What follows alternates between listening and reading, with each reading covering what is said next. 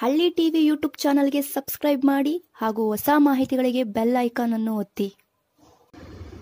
ನಮಸ್ತೆ ವೀಕ್ಷಕರೇ, ಟಿಕ್ಟಾಕ್ ಹೆಸರು ಕೇಳದ ಭಾರತೀಯರು ಇಲ್ಲ ಎಂದು ಹೇಳಿದರೆ ತಪ್ಪಾಗಲಾರದು. ಪ್ರಪಂಚದಲ್ಲಿ 3ನೇ ಸ್ಥಾನದಲ್ಲಿದ್ದ ಆ್ಯಪ್ ಇದೀಗ ಬ್ಯಾನ್ ಆಗಿದೆ. ಮೂಲತಃ ಚೀನಾ ದೇಶದ ಈ ಆ್ಯಪ್ ಪ್ರಪಂಚದ 3ನೇ ಸ್ಥಾನದಲ್ಲಿತ್ತು. ಇದೀಗ ಇದು ಮುಖ್ಯವಾಗಿ ಬ್ಯಾನ್ ಆಗಲು ಕಾರಣ ತಮಿಳುನಾಡಿನ ಒಬ್ಬ ಮಹಿಳೆ. ತಮಿಳುನಾಡಿನ ಹೈಕೋರ್ಟ್ ಅಲ್ಲಿ ಈ ಮಹಿಳೆ ಟಿಕ್ಟಾಕ್ ಬ್ಯಾನ್ ಮಾಡುವುದಾಗಿ ಕೇಸ್ ಹಾಕಿದ್ದರು.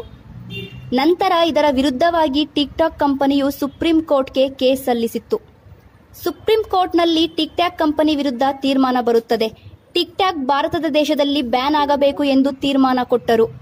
ಆ ಮಹಿಳೆ ಹೇಳಿದ ಮುಖ್ಯ ವಿಷಯ ಏನೆಂದರೆ, ಈ ಟಿಕ್ಟಾಕ್ ಅಪ್ಲಿಕೇಶನ್ ಇಂದ ಮಕ್ಕಳು ಹಾಳಾಗುತ್ತಿದ್ದಾರೆ, ಹಾಗೆ ಅವರ ಮುಂದಿನ ಭವಿಷ್ಯ ಹಾಳಾಗುತ್ತದೆ ಎಂದು ಈ ಮಹಿಳೆ ಬ್ಯಾನ್ ಮಾಡಿಸಿದ್ದಾರೆ.